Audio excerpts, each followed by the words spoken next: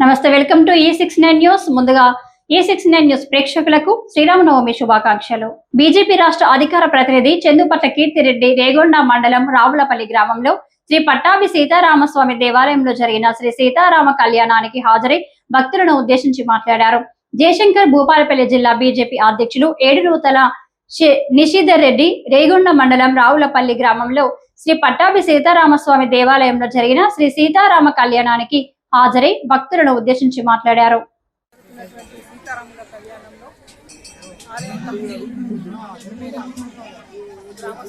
కూడా చేసినందుకు, ఆ తర్వాత ప్రత్యేకంగా రావాలి అని చెప్పేసి వాళ్ళు పిలిచినందుకు కూడా వారికి ప్రత్యేకంగా ధన్యవాదాలు.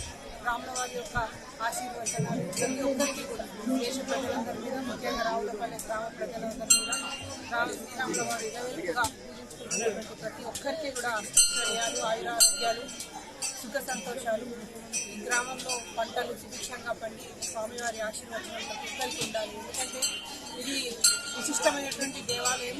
భద్రాచలం తర్వాత నెక్స్ట్ మన రావులపల్లిలో పట్టాభి రామచంద్ర వారు ఇక్కడ చేసి ఉన్నారు. అమ్మవారు శ్రీరాముల వారి తొడపైన కూర్చొని ఇక్కడ భక్తులకి దర్శనమిస్తూ ఉన్నారు. ప్రత్యేకమైనటువంటి గుడి కాబట్టి ప్రతి ఒక్కరు కూడా విశేషంగా వచ్చి దర్శించుకొని అందరూ కూడా స్వామివారి యొక్క కృపకు పాల్గొవాలని చెప్పేసి కోరుకుంటున్నాను.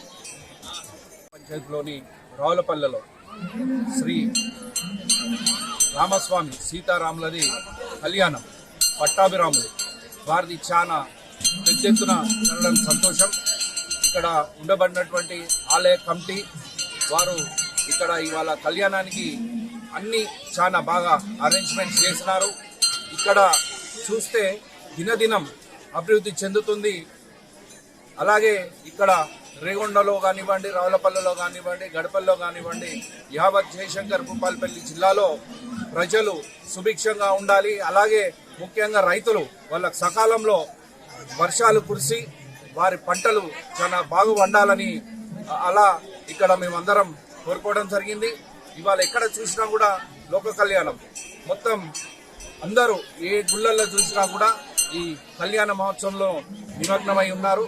కాబట్టి అందరూ చాలా బాగుండాలని కోరుకుంటున్నారు.